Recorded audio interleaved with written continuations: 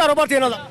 Sir ਕਿਸ ਤਰ੍ਹਾਂ ਦੀਆਂ ਗੱਲਾਂ ਕਰਦੇ ਹੋ ਤੁਸੀਂ ਉਹ ਕਹਿ ਰਿਹਾ ਹੈ ਇਸਹਾਕ ਡਾਰ ਕਹਿ ਰਿਹਾ ਸਾਨੂੰ ਮਜ਼ੀਦ 5 ਸਾਲ ਦਾ ਮੌਕਾ ਮਿਲੇ ਅਸੀਂ ਮੁਲਕ ਨੂੰ ਬਿਹਤਰ ਕਰ ਦਾਂਗੇ। ਇੱਕ ਸਾਲ ਵਾਸਤੇ ਮੌਕਾ ਕੋਈ ਵੀ ਇਹ ਨਹੀਂ ਬਿਹਤਰ ਹੋ ਸਕਦਾ ਸਿਰਫ ਇੱਕੋ ਹੀ ਇਹਦਾ ਹੱਲ ਹੈ ਇਮਰਾਨ ਖਾਨ ਲੇਕਿਨ ਉਹ ਤੇ ਗੜੀ ਰਿਕੁਐਸਟ ਕਰ ਰਿਹਾ ਤਰਲਾ ਕਰਨੇ ਯਾਰ ਉਹ ਗਰੀਬ ਆਦਮੀ ਨੂੰ ਬਾਹਰ ਕੱਢ ਛੜੋ ਮਾੜਾ ਬੰਦਾ ਯਾਰ ਉੱਥੇ ਜ਼ੁਲਮ ਨਾ ਕਰੋ ਤੋਸ਼ਾਖਾਨਾ ਚ ਉਸਨੇ ਨਾ ਕਰੀ ਕਰੋ ਇਹਨਾਂ ਸਾਰੀਆਂ ਲਈਆਂ ਨੇ ਸ਼ਾਹਦਗਾਨ ਬਾਸੀ ਲਈਆਂ ਸਾਰਿਆਂ ਲਈਆਂ ਕਿੰਨੇ ਬਾਜੀ ਨਹੀਂ ਲਈਆਂ ਸਿਰਫ ਇਹਦਾ ਇਸ਼ੂ ਬਣ ਗਿਆ ਗਰੀਬ ਆਦਮੀ ਹੈ ਇਹ ਸਾਰੀਆਂ ਕੁੰਦਾਂ ਨੂੰ ਨੈਤਿਕ ਕਰਕੇ ਨਾ ਪੈਰ ਤੇ ਐਸਰਾ ਕਰਦਾ ਸਿਰਫ ਇਹਦੀ ਇਹ ਗਲਤੀ ਹੈ ਸਿਰਫ ਉਹਨਾਂ ਦਾ ਕਸੂਰ ਹੈ ਐਸਟੈਬਲਿਸ਼ਮੈਂਟ ਸਾਡੀ ਹੈ ਆਰਮੀ ਸਾਡੀ ਹੈ ਸਾਰਾ ਕੁਝ ਸਾਡਾ ਹੈ ਲੇਕਿਨ ਇਹ ਬਗਾਰਤ ਨੇ ਆਰਮੀ ਨੂੰ ਅਸੀਂ ਹੁਣ ਵੀ ਸਲੂਟ ਕਰ ਰਹੇ ਹਾਂ ਅੱਗੇ ਵੀ ਕਰ ਰਹੇ ਹਾਂ ਹੁਣ ਵੀ ਸਲੂਟ ਕਰ ਰਹੇ ਹਾਂ ਆਰਮੀ ਸਾਡੀ ਹੈ ਲੇਕਿਨ ਇਹ ਬਗਾਰਤ ਨੇ ਅੱਛਾ ਹੁਣ ਇਹ ਜਿਹੋ ਜਿਹੇ ਹਾਲਾਤ ਬਣ ਗਏ ਨੇ ਇਲੈਕਸ਼ਨ ਤੇ 8 ਫਰਵਰੀ ਨੂੰ ਹੋ ਗਿਆ ਐਲਾਨ ਲੇਕਿਨ ਪੀਟੀਆਈ ਦੀ ਕੋਈ ਕਨਵੈਨਸ਼ਨ ਵੀ ਹੁੰਦੀ ਹੈ ਉਹਦੇ ਉੱਤੇ ਵੀ ਦਾਵਾ ਬੋਲ ਦਿੱਤਾ ਜਾ ਰਿਹਾ ਸਰ ਮਾਰਦੇ ਹੋ ਇਹ ਹੁਣ ਮੈਂ ਵੀ ਜ਼ਿਕਰ ਕਰਨਾ ਪਤਾ ਨਹੀਂ ਮੈਨੂੰ ਵੀ ਚੁਗਣਾ ਨੇ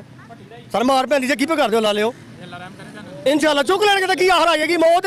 ਆ ਜਾਏਗੀ ਹੱਕ ਤੇ ਲੜਾਂਗੇ ਇਨਸ਼ਾਅੱਲਾ ਅੱਲਾ ਦੇ ਫਜ਼ਲ ਨਾਲ ਜਿਹੜੀ ਗੱਲ ਹੱਕ ਦੀ ਹੋਏਗੀ ਉਹ ਕਰਾਂਗੇ ਭਾਵੇਂ ਜ਼ਬਾਨਾਂ